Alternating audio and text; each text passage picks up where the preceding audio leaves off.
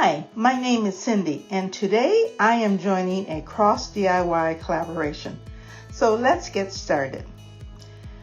DIY cross number 1.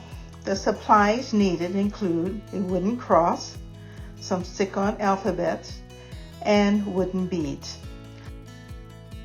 I thought this cross was so pretty and natural that there was not much to do to it to make it pretty.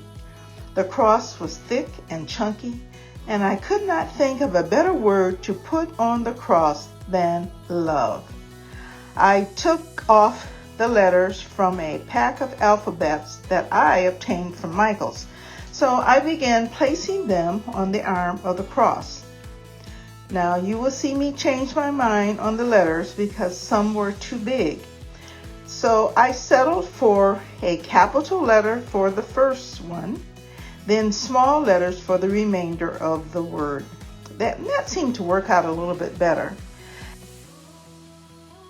And I found a strand of natural beads in my stash. I don't remember where I got them, but I think it was the end of the Christmas season last year. The cross already had a tie on it, so I just incorporated the jute into my beads, and it turned out just fine. I just used a tiny bit of hot glue and made sure that it was going to stay intact. Now the Bible says God loved us so much that he died on the cross so that we could be saved. And John 3:16 says, "For God so loved the world that he gave his one and only Son, that whosoever believes in him shall not perish but have everlasting life." Now that's love. On to cross number 2.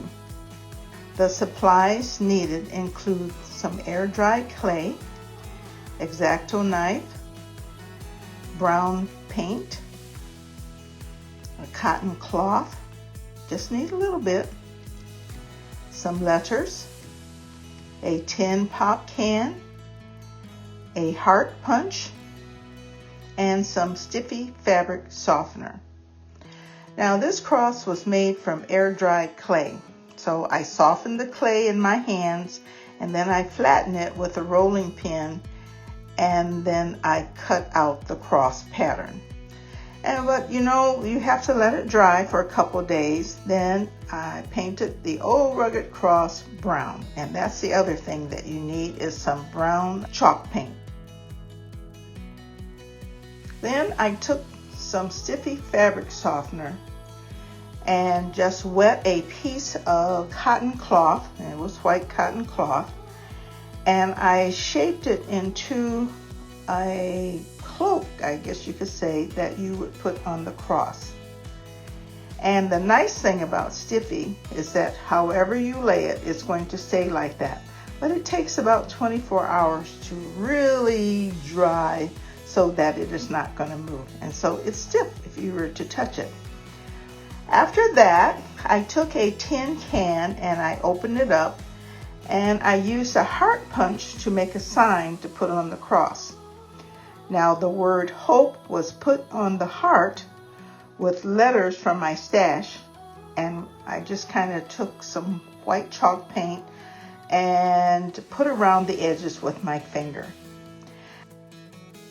This just lets us know that Christ died for our sins, and we have the blessed hope that he will come again and take us to heaven. This is a beautiful story. You can read it in other parts of the Bible, but the blessed hope is found in Titus 2, verses 12 and 13. Now the heart with the words hope were attached to the garment as a reminder of God's promise. He no longer hangs on the cross, but is preparing a place for us in heaven. Isn't that beautiful? The host is the Grace Life DIY Home Decor and Sunflower Tasha DIYs. These are amazing Christian women who make some wonderful DIYs. So check out their channels. Subscribe, like, save, and comment on their channels. There are other collaborators that have made a cross or two for you to enjoy. and think about the meaning.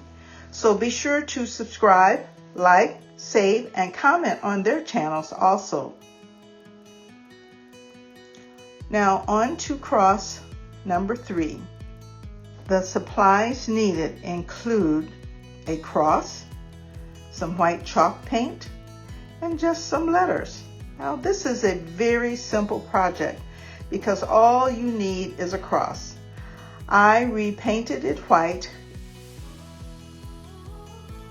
and used letters to put the word faith across the top of the cross. The cross symbolizes faith, hope, and love. In addition, Jesus paid for our debts by dying on the cross. If we forget what it represents, the meaning of the cross becomes nothing or meaningless. We should never let the story of the cross grow numb in our hearts.